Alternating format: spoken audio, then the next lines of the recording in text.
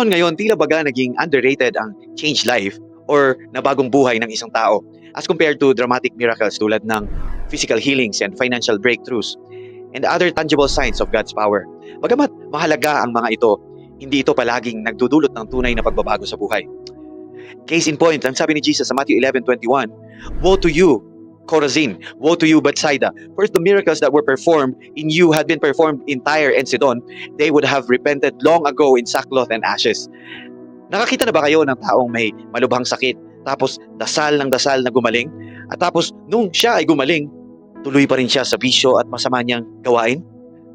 Welcome po sa Diakonos at ito ang Bible Study number 18. Glory to God po. At bago po tayo tumuloy sa topic today, gusto kong pasalamatan ang Panginoong Diyos sa mga dati ko pong kaklase, dati ko pong katrabaho, relatives and friends na nagpaabot po ng encouragement through their inspiring messages. Masaya po ako na ang ministry po na ito ay naging bahagi ng inyong araw-araw na pakikiniig sa salita ng Panginoon. Sana po ay patuloy kayong lumago sa inyong faith. All to God be the glory and praise po.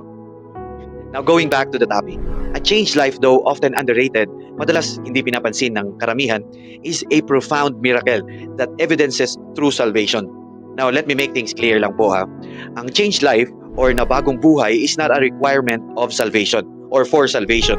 It is an evidence of it. Let's explore po this concept through the scriptures. Point number 1, ang pagbabago kay Kristo. Basahin po natin sa 2 Corinthians 5:17. Ang sabi, "Therefore, if anyone is in Christ, the new creation has come, the old has gone, and the new is here." Sinasabi ng talatang ito na kapag ka ang isang tao ay na kay Kristo na, siya ay magiging bagong nilalang. Ang mga lumang makasalanang paraan ay lumipas at tayo ay nagiging bago.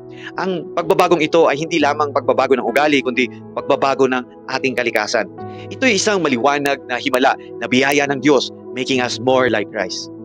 Point number 2, ang pagbabago ng isipan. Mindset.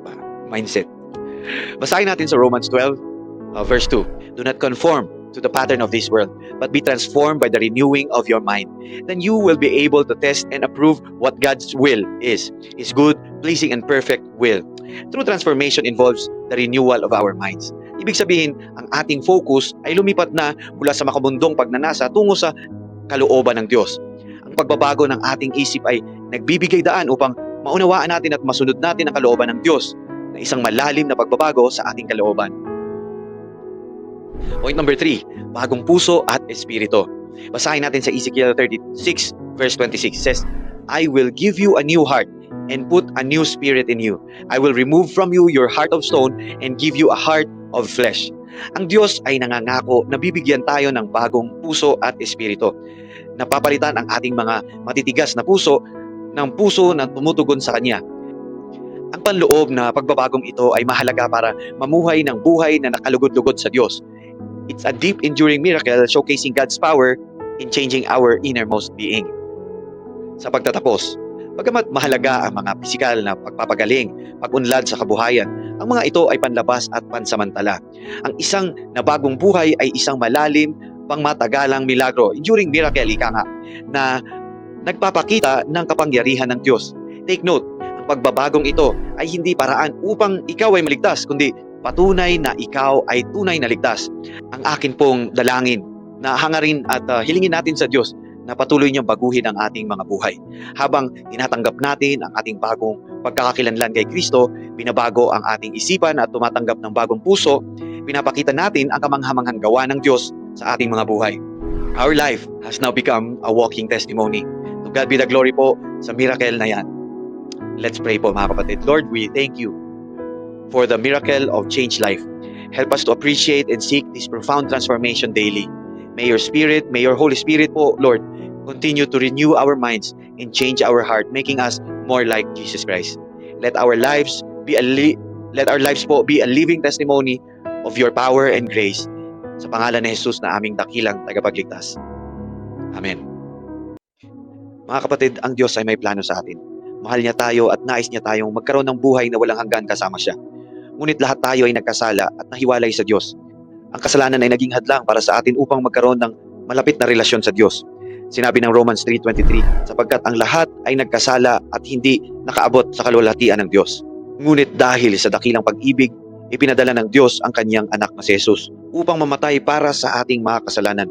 Sinabi sa John 3:16, sapagkat kayo na lamang ang pag-ibig ng Diyos sa sanlibutan, kaya't ibinigay niya ang kanyang kaisa-isang anak upang ang sinumang sumampalataya sa kanya ay hindi mapapahamak, kundi magkaroon ng buhay na walang hanggan.